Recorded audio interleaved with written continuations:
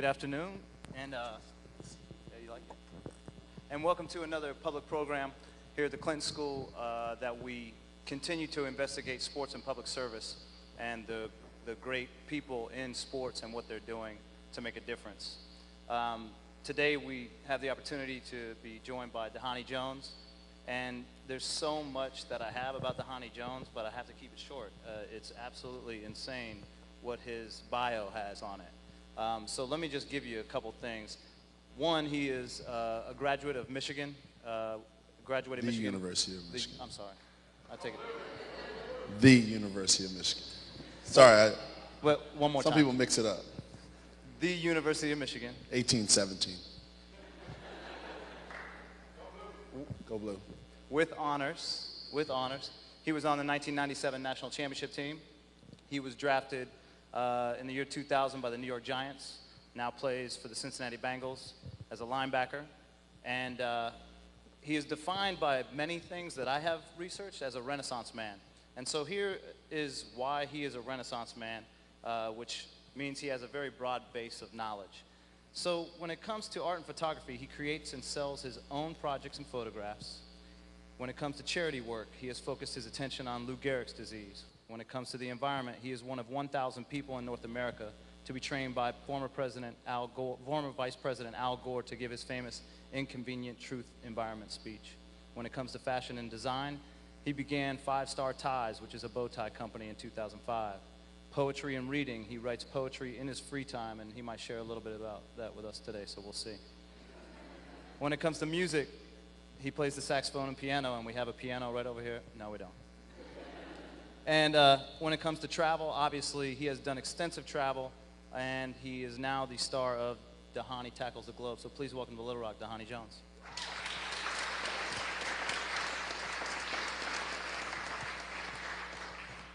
And as we've started with both Tiki Barber and Warwick Dunn, Dhani, where were you born? I was born in San Diego, California. And what was the name on your birth certificate?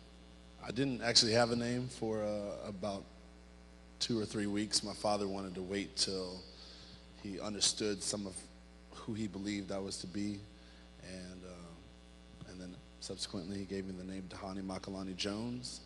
And I'm not sure if I was already a thinking man before he gave me the name, or if I became a thinking man after he named me Dhani, which means thinking man. And so 3 weeks later, Dhani Jones. And what's your mother's name? Mother's Nancy Eleanor Jones. And your father's? Samuel Lynn Jones. And their educational background? Education, my father, he went to the University of Michigan in 1817. My mother went to the University of Michigan in 1817. Both military for a fair amount of time, traveled extensively. My father was still in the military for about 21 years, and my mother, she was in for about 10, and she's a physician at the time. How do you define that traveling when you were young, the way that it's sort of shaped where you're at now? I think travel is who I am. I was always that kid that, I would always get lost. That's what people would say. I would go explore. That's what I would say.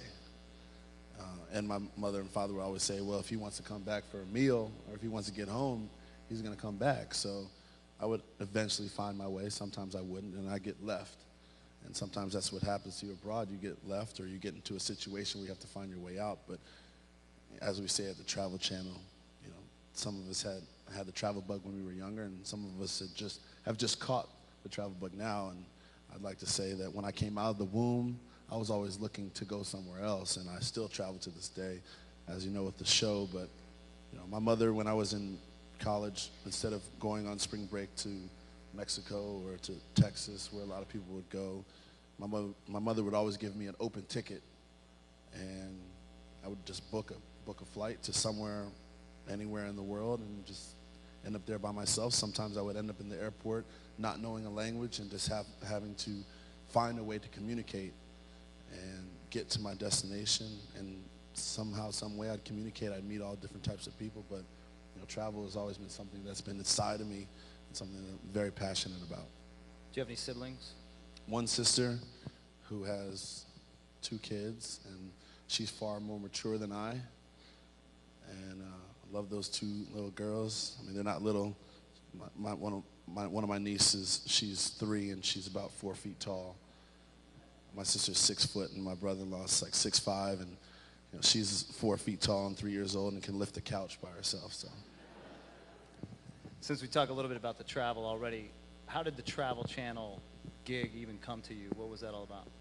I had a previous relationship with Redline Films when I had a show on ESPN called Timeless, where I did basically the introductions, of the poetic introductions, the poetic raps, and the sort of the close of the show.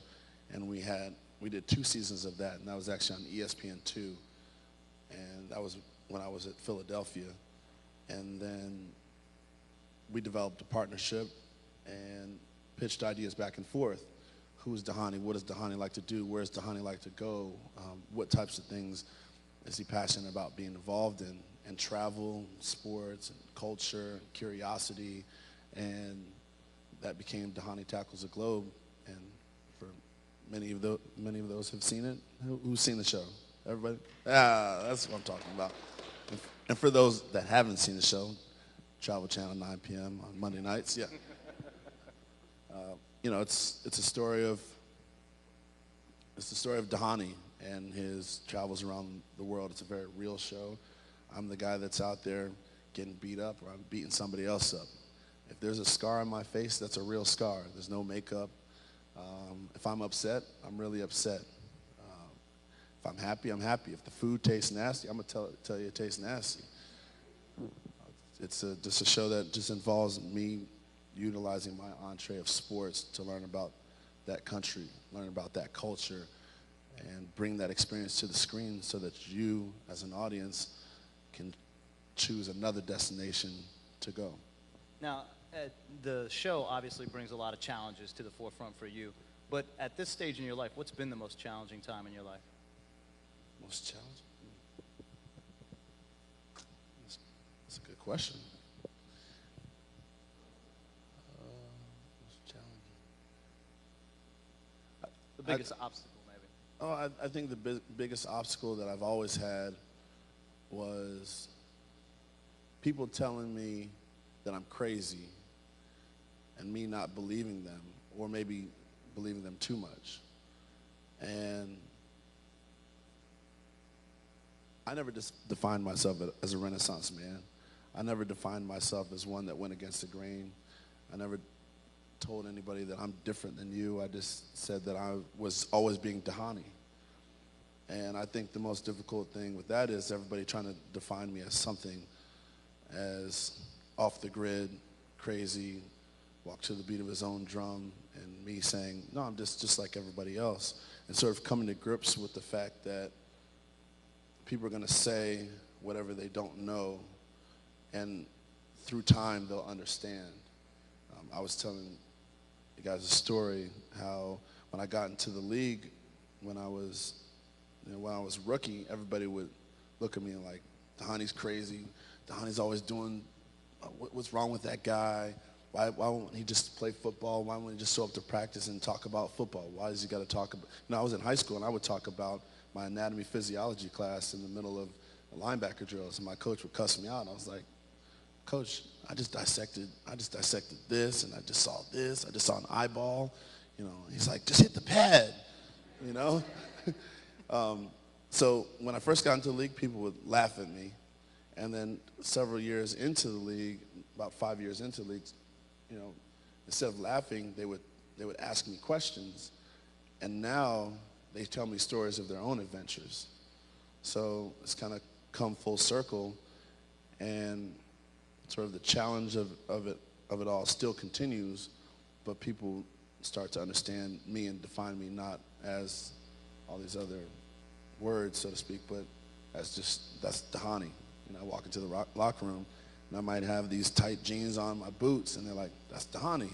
I might come in there with some shorts and some, like some flip-flops, and it's 2 degrees outside, and that's Dhani. So it's been a challenge, but yet I'm gaining some clarity as I get older. Do you think this is interesting because when Myron Roll was here, he was here recently, and we talked about when he was at FSU, and Mickey Andrews actually got upset with him because he wanted to go to class over the football aspect, and so academics played almost more an important role. How is that, especially from a D1 aspect, is that sort of where we're at right now as far as athletes are concerned, that there's so much more placed on athletics as opposed to academics, especially when you're talking about student athletes? Well, at the University of Michigan, where education is important, so most of the guys we are thoroughly graduated? encouraged to attend all classes, do well in our tests, and study immensely. So, of course, there's going to be, look, football is stuck in the 50s. Everybody knows that. Most sports are still stuck in time. But, I've definitely had hardships of, why do you want to study this? Why do you want to live here? Why do you want to go there? Because when I was on campus, I didn't live with the rest of the athletes. I lived in a separate dorm in East Quad. And if anybody knows Michigan, East Quad is sort of like the, quote, different quad. I mean, if you were to make a list or define different characteristics of people, you could find any makeup of that individual, but they'd only be in East Quad. It's kind of like, I don't know, people refer to it as like the freak quad. Not for that reason, but for like, this person's all dressed in black. This person doesn't know exactly who they are. They're involved in the arts or they're doing different things. And here's Dhani, so I always believed that school was paramount, that before I went to Michigan, I had academic scholarships, and I chose to take the football scholarship, but I always kept my academics as my priority. I kept me, Dhani, in my mind as my priority because I know that my athletic ability would run out way before my mind ever would run out. Now let's talk about a little bit today. I'm sure that your parents had some sort of influence on you as far as your philanthropic nature and giving back.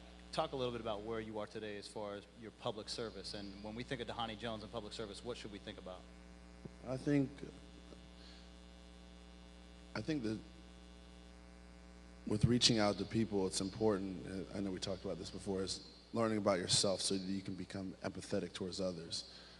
One way that I think that I give or that I publicly serve those in my community is by being me, by meeting different people, by facilitating relationships between others. I mean, sometimes, or I think the simplest definition of public service is kindness. And kindness, understanding, developing relationships with people, linking those that may not have been able to meet another person, giving to those that may not have had as much, and that will further go on to have more. Getting involved with Lou Gehrig's disease, working with the Elizabeth Glaser Pediatric AIDS Foundation, working with the Henry Street Settlement Project, different groups in New York, working with green projects and Million Trees, Marvin Lewis Foundation, different organizations. Giving of yourself is the most important thing. And right now, even with my show, I'm sort of giving of myself because I'm representing a way that hasn't really been seen on television.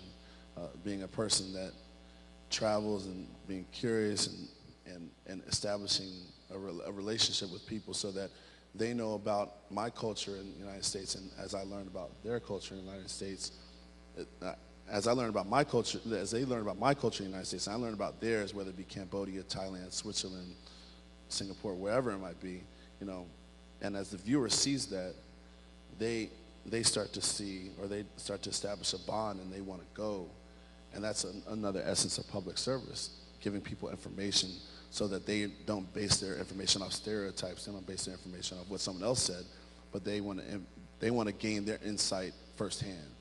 Has your view, since your travels, has your view of America changed, or do you feel like you've changed others' mindset towards America by traveling abroad?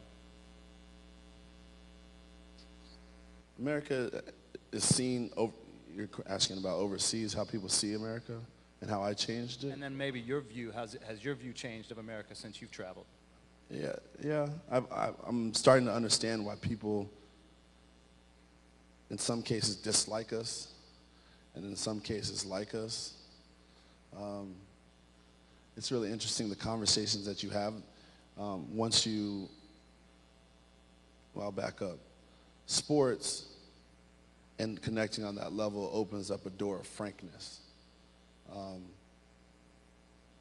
where all of a sudden it's kind of like you're automatically brothers right off the bat because you compete and you're willing to sacrifice yourself. And then all of a sudden, then they just give you any kind of information, or they're just very frank. And my opinion of the United States, when I leave overseas and what kind of insight I gain is like, we're a very closed society.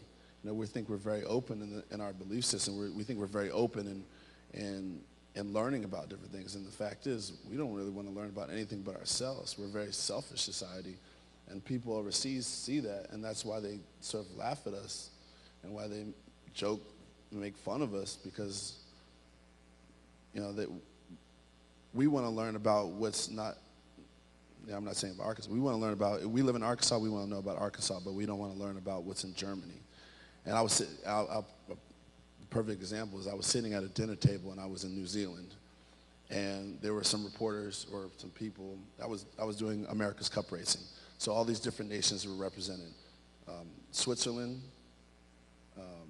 Spain, Italy, and America, and all the rest of the America's Cup boats. But I was sitting there with the Italian team, and someone was making a reference, and they were talking about the capital of Turkey. I was like, I know what the capital of Turkey is. And when I said it, they like laughed at me. I was like, why are you laughing? Because I know the capital of Turkey. They're like, you know where Turkey is? I'm like, yeah, I know where Turkey is. And they were like, well, where's such and such? They just went down the line of these different countries, and they were surprised that I actually knew these other places existed. And I guess the basic point of it all is, people see us as ones that don't really want to involve ourselves with what's going on outside. And through the show, I've opened up my own eyes further than what my parents have given me in the places that we've traveled, to go other places. And I think that curiosity should be given to young people. Curiosity should be given to, regardless of how old you are, to go and see these places firsthand, as I talked before, because all these different stereotypes are how bad. Like I was in Jordan during the war. And my friends were like, why are you going to Jordan? You're gonna get killed. I'm like, what are you talking about? I was fine. I was walking around the streets, and one of my friends went to Israel, and I was like, people would always ask, you're gonna get shot, you're gonna get blown up in a cafe, and that was basically happening, 2 hours away from it. Granted, it was happening, but it's not like it goes off all the time. Propaganda is everywhere. I was in the Basque region of Spain, and this is, Basque region of Spain is the north part of Spain. And people always talk about how the bombs always go off over there because there's this warfare that's going between them. Sure, that's happening. There was 5 bombs that went off when I was there, but all these bombs are out in the countryside. So there's a lot of misconceptions that people have, and it's important just to see that firsthand. And I could talk about that for days and hours, but it's important that we learn about what else is out there. If you're a Trekkie, you know what I'm talking about. Explore new lives, new civilization, boldly go where no man has gone before. There's been plenty of people that go there. Get out and go see it, so we can help change that relationship that spans between us, those diplomatic relations. I almost find myself as a diplomat sometimes because they say bad things about me and I say bad things about them, and it's really like just a misunderstanding, so just go out there and have a conversation and talk about it. What's been your favorite place to go to so far, and why? I love New Zealand. I actually ended up staying there for an extra 10 days, and I did like a tourism New Zealand spot, And it was like, travel to New Zealand, give us 9 days and we'll give you your life back.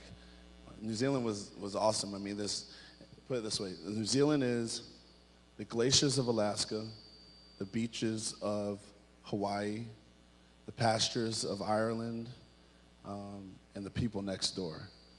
Your family, your friends. I mean, it's some of the most beautiful countryside environment that you've ever seen in your entire life, and people are truly passionate about being outside. And if you're one that really loves the outdoors, really loves interacting with individuals, just go to New Zealand. I mean, it's far as all get out. But once you get there, you feel like you can be there forever. It's like 13-hour flight, but it's well worth it. Plus, the tickets are real cheap right now, so. Now, what kind of dialogue has this created, let's say in the locker room, or for some of your teammates maybe that are not as well traveled? Have you been able to influence them in any way, shape, or form about this? Yeah, I mean, when I was in Russia, I called Chad. I was like, "You want to come visit?" He was like, Nah. Chad Johnson, Chad Ochocinco, my bad. But some of my other friends have been, very open about it, and they've actually wanted to travel to some of the places I've been. Now, granted, some of them have. Some of them don't necessarily want to step away from the game of football because whether it be in their contract that they can't leave and they can't go out of town, or it doesn't necessarily work out. But, when I come back, people definitely want to see pictures. They want to hear stories. They want to hear about experiences. And, hopefully one day I'll get some of them to sort of come along with me on some of the destinations, because I'd love to show them the world just as much as anybody else. Now, if you ever thought about running for public office in this country, because you've done so many different things, what would be your platform? What? My platform? What's of big interest to you as far as the way that you choose things, the way that you choose to do what you do? Why do you choose them as far as a service aspect? Because there's so many different things that you do. I mean, are you much more hooked on the whole being green thing, because I know that you've done a lot of stuff with that? Is that at the forefront of your service right now? He has really good questions. They pay me.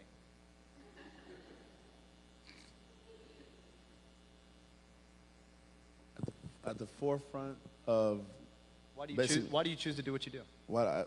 Because you don't have to. The reason why I choose to do what I do is because I want to be a positive role model. That's sort of number one. I want to I want to inspire curiosity. Okay.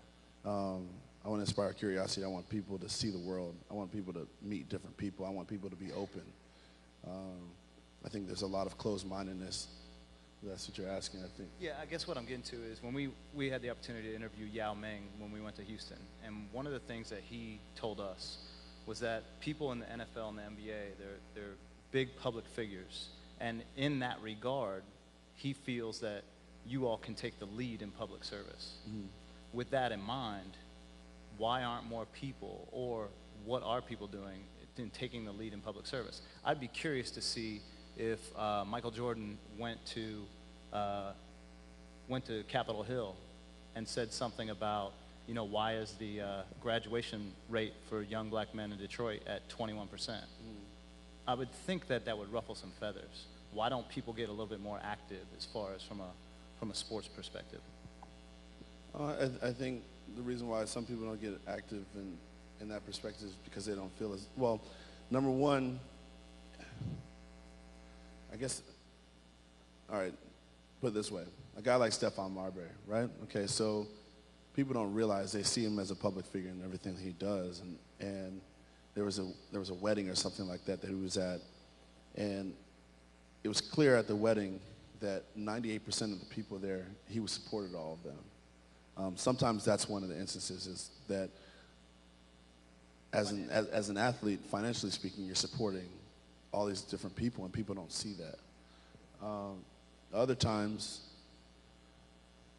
they're not really, as an athlete, outspoken individuals, and they're really passionate about their job, and they want to go fishing. Okay, so that's another side. whereas someone that's the only way they really express themselves is when they're on the field. Otherwise, you know, they're trying to be positive in the things that they do, but other than that, they really want to step aside. And then there's some people that are really passionate about different things in life. And for me, like I said, I mean, I keep going back to travel. 80% of people in America don't have passports. Okay? 20% of people have passports, and out of those 20%, maybe 5% travel. Okay, so what does that say about us and our ability to explore? So I mean, I guess that would be something that I would believe in, or something that I would try to motivate others to do. It's not something I just do for a job, or it's because I do it because I want other people to jump on the plane alongside with me. So getting back to why people don't do it, you know, some people don't have that much time. There's a lot of time that's demanded of us. I mean, right now, I'm supposed to be working out with the team, but I choose not to. I have a stipulation in my clause, a clause in my contract that says I'm supposed to be there. I tell them I'm not going to be there because I'm passionate about reaching people in terms of them traveling. I'm passionate about reaching people, about giving a little bit of myself and teaching people to know a little bit more of who they are. And through my conversations, through outreach, and through speaking to larger groups of individuals. So it's about where you choose to go and what you choose to do. And some people, they're bounded by contracts, they're bounded by financial responsibility to other people, and sometimes they're bounded by themselves because they don't really want to do that. And if they don't want to do that, then I'm not going to force them to. Now, as students, we are some of us are less than a week away, less than a month away from going abroad. If you had to give us advice as far as being immersed into a culture and to being empathetic to that culture and being involved, how would we do that? What's the best route that you saw? Obviously, you spend, 10 days each place? Mm-hmm. So we're going to spend 3 months. And will everybody be traveling with another person? By yourself, for the most part. The best advice I could give is go up to the first person that you see in that country that you land who doesn't look anything like you, that definitely doesn't speak anything of, that completely won't understand you, and find a way to communicate. The first thing I do when I get off the plane is make sure that, I clear my mind of all so-called stereotypes. I clear out my mind of all judgments. I clear out my mind of what I might think or what other people, all these things. I put them all behind me, and I establish a fresh slate. I just say I'm open, I'm ready to learn, and I'm ready to absorb whatever part of this culture that is very new to me that I may or may not understand. But I'm willing to listen. I think that'd be the most important thing, because a lot of times you land in a country and you think you know everything. You don't know anything. I was giving you an example when I was in Thailand, and I was in the middle of the practice, and I got upset at someone. I started yelling at them. Now, granted, they didn't understand what I was saying, but because my intonation, or sort of my forcefulness of my voice, resonated with them as me being a weaker person. And I wasn't called out by them, but luckily one of the guys that my close friend and my coach, he told me, he said, look, in the Thai culture, if you raise your voice, that's a sign of weakness. So, and I didn't know that. And then I immediately, boom, if I got upset at somebody else during the shoot, I knew that I had to temper my voice and deliver in another fashion. So that's a part of opening yourself to a new way of thinking, a new way of life. Now, I know there's a lot of people with questions, so before we open it up, and because you're a poet, you got to at least give us something that... What? No, well, I know this is something you do in your spare time besides all the other 50 things that you do. So why don't you give us a little taste of a poem that you've written? I don't memorize all my poems. You have nothing for us. Where's my BlackBerry? You have my BlackBerry? I can read you one. I don't really. You want me to do one off the top of my head, or do you want to hear one? Both. Okay. Was anybody read anything I wrote on World Hum? No? Okay. Fair Well, World Hum is a website that's associated with the Travel Channel, and basically logs all of my writings. So this is one that I did on Singapore, and it basically speaks to. It's not that long. It basically speaks to a strangled way of thought. You know, in Singapore, many people there are so regimented in things that they do. I mean, there hasn't been really any arts outlook on life in Singapore, and it's really jaded their way of thinking. So I'll read this one. That's okay? My brain sometimes. Yeah, I wish you had your bow tie right now. Oh, yeah, I have to tell you about my bow tie. So I would have one on, but I didn't know they were checking my bags straight through LA, so I didn't get any bags, and so sorry. I apologize. But you can check out 5starties.com. Okay, here we go. I let out a sigh of relief, stalking the streetwalkers driven by light in the darkness ahead.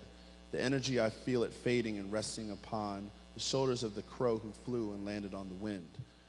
Our moments are cleared in exercise fashion, fluid with possibilities and a challenge of creativity. It is the desperation I seek, the jolt of inspiration and paw print on life who makes us whole. Stand forward and never play back the whimsical notion of collaboration and connectivity. Tiptoe not through water that might rise and bring drought, but float to the next dimension, absorb the confidence, your vision. The window to your soul shall fail you not, and only predict your calling. On toast and parchment, ahead is life, full of hummingbirds and teaching, mantras of meditation laced in food for conversation. Reserve the right for the desert to acquire anarchy, submit to the lunar eclipse and search the tree. I am your mind, let me free. Dhani Jones.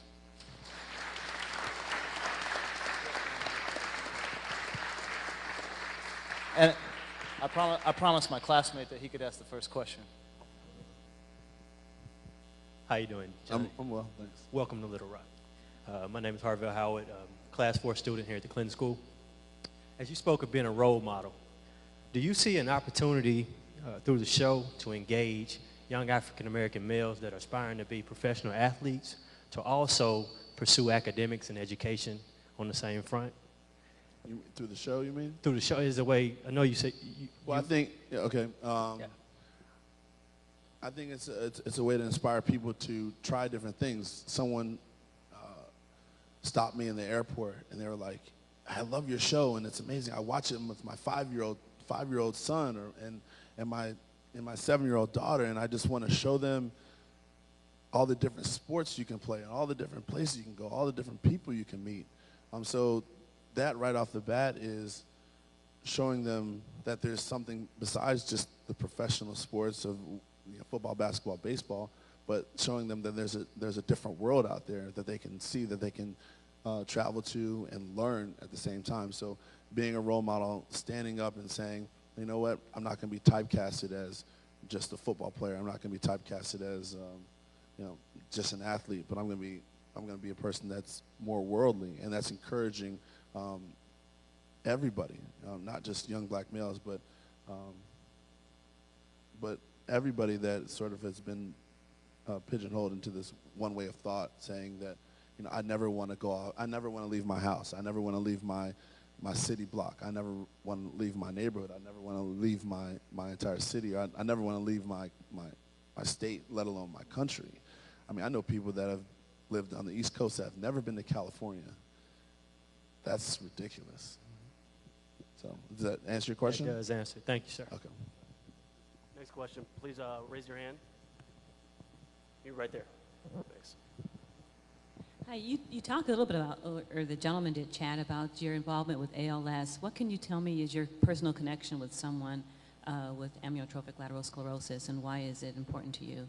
One of my good friends, her sister came down with ALS, and does everybody know what ALS is? I think it's one of the most devastating diseases in the world. I mean, people talk about AIDS and cancer and things like that. With that, you can still understand life, but ALS, you basically pass within you. Your mind is so fresh and everything else fails behind you, and it takes about maybe, depending upon if it starts from your feet up or if it starts from your head down, it takes about 2 years, and you basically become wither away to nothing, but your mind is basically fresh. And just seeing that and being a part of her family, being a part of taking care of her, made me passionate about helping other people go through the process, meeting with other people, giving to foundations for research, because I think it's one of the most, as I said before, devastating diseases that's thoroughly underfunded. But we hope that through there's different research now in stem cell and other things that can maybe help that and help people cope and get better. Any more questions? You, sir, and then you, ma'am. I'll start with that right there. Hi, Dhani. I had a question as to how you got to the green piece. Has it been through your How I got to green awareness? Oh, green awareness. Okay. Has it been through your travels and seeing this wonderful world that God made us stewards over, or was it some other channel that made you appreciate the green aspect?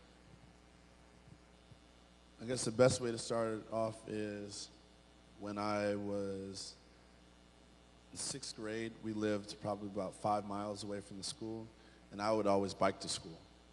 Okay? And subsequently, when I got to Cincinnati, this is the short version, when I got to Cincinnati, I didn't have a car, so I started biking to the stadium. And 2 summers before that, I moved back to California, and I had witnessed the changes in the environment firsthand. Just my awareness of being outside. I'd always been a child, like I said before, in riding my bike, I'd always been a child of being outside and riding my bike. And when I came to Cincinnati, therefore riding my bike and becoming aware of sort of the different level of carbon emissions that a simple drive to work, where it's not that far, just like change your way of change the way that you get to work, change the way that you think about being outside. When I was there, we practiced, and I saw people's ankle braces, plastic ankle braces, basically melt off because it was so hot. And then you would get to times like December, then it all would be 90 degrees, and then you get to, you'd be in January, same thing, and then all of a sudden you get to April, and then it all of a sudden plummet to 30 degrees. So basically moving to California, riding my bike, and reflecting back on my childhood of being outside gave me the awareness of what my environment, how it was changing, the differences between the seasons of when I was younger, between the seasons of now. The difference of practicing outside when I was younger, it was already sweltering, to now when it's just like hellacious. And then wanting to talk to other people about it and not having the education behind it. I don't think that was something that we were taught very, very much when we were in college.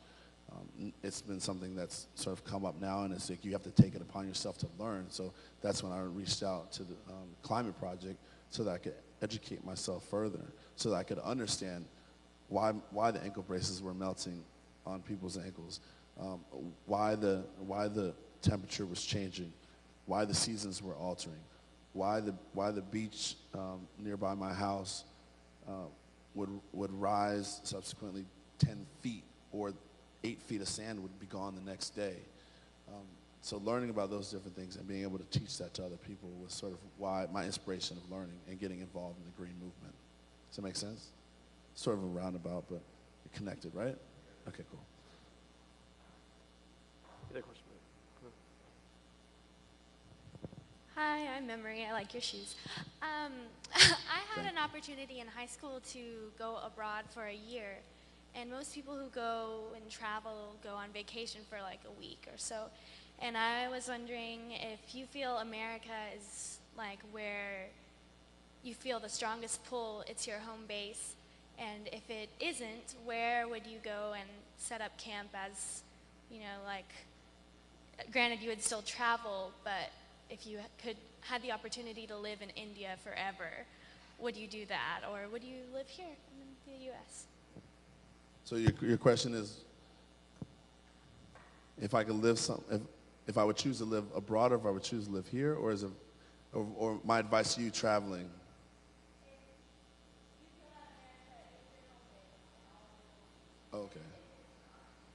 Ooh, good question. Man, I'm being educated today. I think my home base is where my family is, regardless of where they are.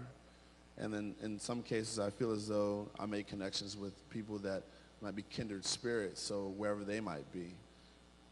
You know, it's hard to say if my home base, I think my home base is America, because a lot of people that I know are here.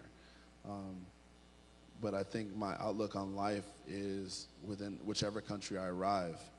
I think my outlook is whomever I might run into on the street, that all of a sudden I have a 3-hour-long conversation about where they're from, what they've been involved in, what they're doing in their life, and I could go stay there. So it's hard to answer that question. It's really the first one.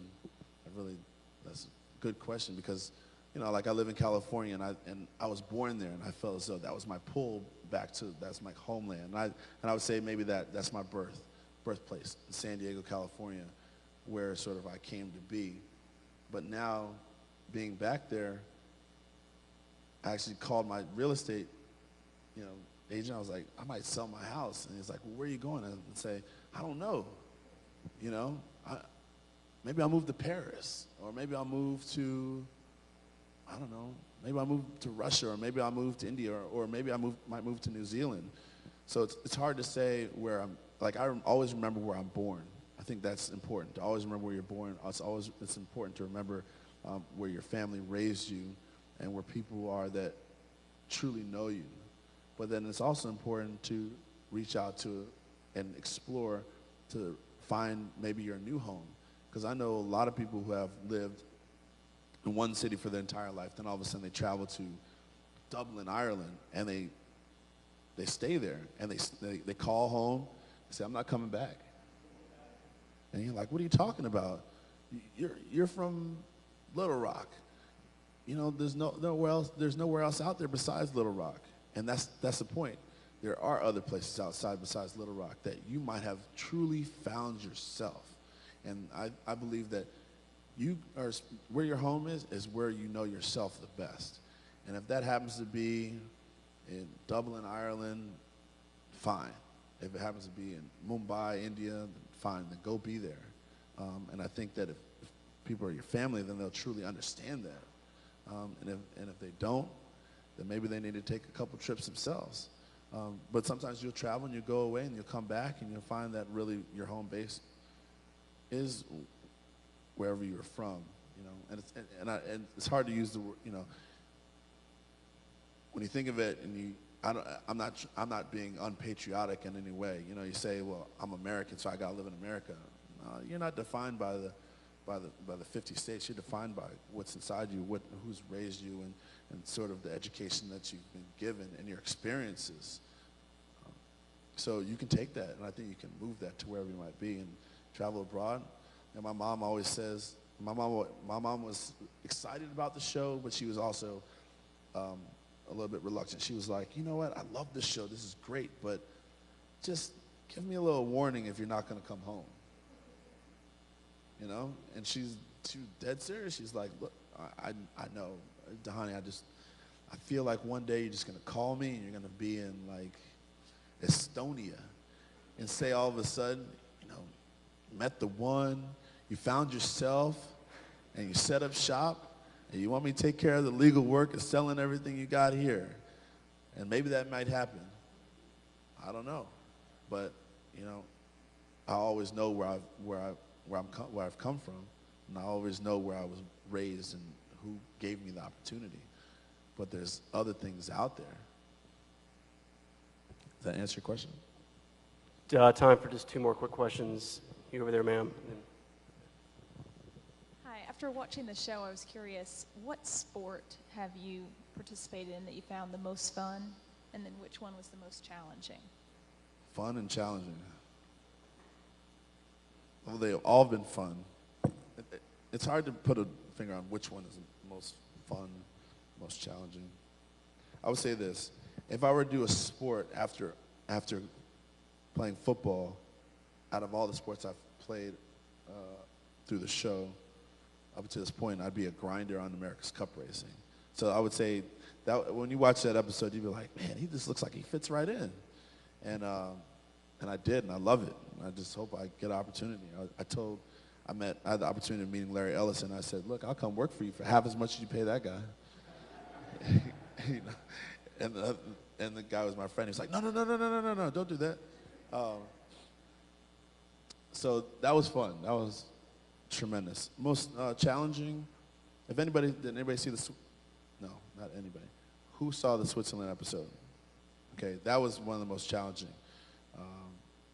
That was not only language barrier, that was racial barrier, that was physical barrier, language, racial, physical, mentally challenging. That was all wrapped into one. I mean, it'd be easy to say something like Muay Thai, but Muay Thai is just, if you can take a hit, you got to take the hit. But Switzerland, I mean, I had a lot of people just against me. A lot of people ganging up on me, a lot of people just talking trash. I could feel it. I could feel their negativity towards me. I could feel them like hating on me, if you will. You know, who's this black guy coming in here? Who's this black guy that plays football coming in here? Who's this black guy with the camera coming in here thinking he can play our sport? We've been doing this for umpteen years in the mountains of Hasliberg, you know, very prideful people. You know, he doesn't want to learn a sport. He doesn't know anything about the sport. And then I get down in there and I get beat up bad. And you couldn't really see it because, I don't know. But I had a black eye on the left side a couple times. It's like abrasions and such. But by the end, when they knew that my mission only was to immerse myself in the culture and to learn. I wasn't coming there as anybody but Dhani. Never mind everything else. Let's put all this stuff to the side. I was coming there to learn about the culture. I was coming there to learn the sport. I was coming there to take back an experience and give to other people so that they might travel and come to see you. And I think that was shown also in the show at the end when I finally won a match after getting pounded twice and getting cheated the other time. I'm still upset about that. You know, people stood up and they actually applauded. And it was one of the, you know, I'm not too emotional, but sometimes I get emotional, you know, and I was like, man, I've come a long ways in the last 10 days, and I think even truly some of them said to themselves, I misjudged, I'm sorry, here's my applause, here's my applause of appreciation. Here's my applause of appreciation, and thank you for coming. And we take back everything we said. And I'm like, okay, that's cool.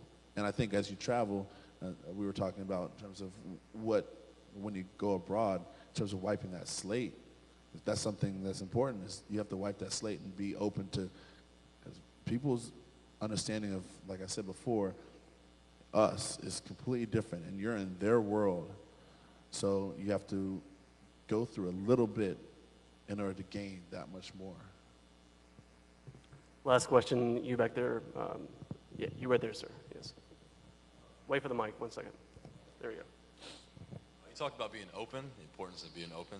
Of all the places you've been, like where were the people in the culture the most open? And what differentiates them from us? Is it the government or the education? What differentiates their openness from our closed-mindedness? Man, this is awesome. Love this. Most open. I would say New Zealand. I would say they're, I mean,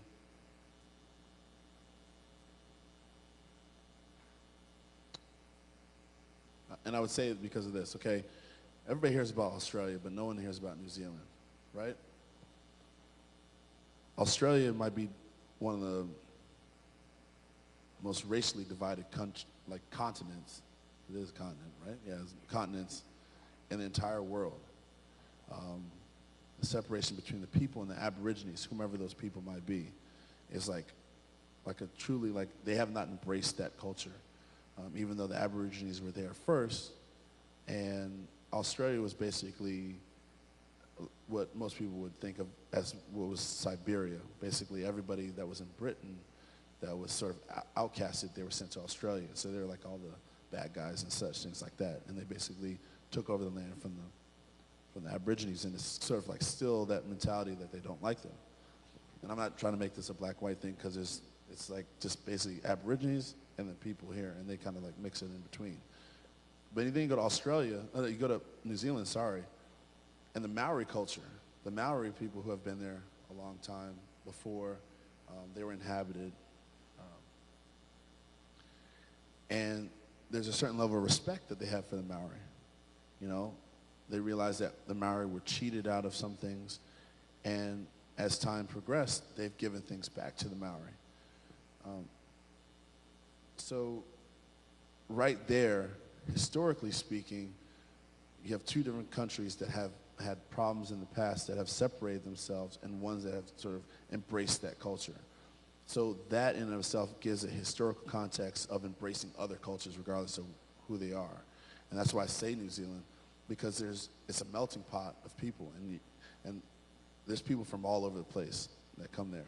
I mean, people that live in India, that come to New Zealand, that they stay there 9 days to give their life back. You know, people from China come to New Zealand. People from Scotland, Ireland come to New Zealand. America come to New Zealand. They don't care who you are. They just know that you care about life and living, because that's the most important thing. It's life. You know, and I think that's the basis of everything, life. Forget about all the different skin colors. Forget about all the different languages. Forget about where you are. Life is important, and living. And living is meeting people, traveling, experiencing experiences, food,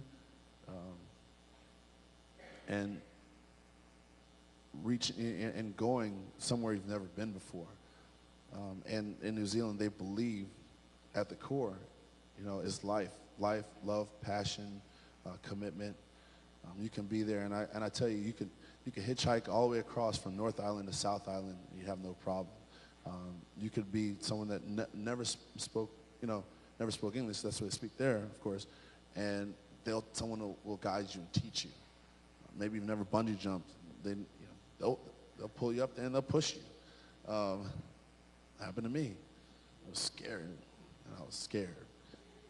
So I would think that was one of the most places that would embrace everybody. That's, you know, and the funny thing is, when people come to America, it depends upon where you land. You might get the biggest attitude ever in the world. You might land. I mean, I live in New York. Granted, I love the attitude of the people, but I get it. I understand it, and I can switch that. But some people coming over, they're like, "Man, you're so rude in America. You're so rude in New York." And then I met a guy in Russia who came over to Ohio, and he's like, "Man, you're so rude in Ohio. I was trying to talk to people, they wouldn't say anything to me." And you know, you go to New Zealand, you don't speak the language, they'll take their time to try to figure out a way to communicate with you, regardless of what language you speak, your background, where you're from. And I think that starts, and that's why I gave the example of the Maori culture, because that's where New Zealand started, with the Maori. The Maori is all Maori land, and then they came over and they offered them blankets and guns for hunting to establish a better lifestyle for the land. So basically, now they had the land possession, they had that, and they basically hunted, but they basically would cheat out everything. And then later, they gave it back to them. And that's because at the core of the Kiwis is a certain level of graciousness, benevolence, and giving, caring for one another. And I think that translates into how they embrace other people and come into their culture, because they embrace living and life. Let's thank Dhani for one more time for coming.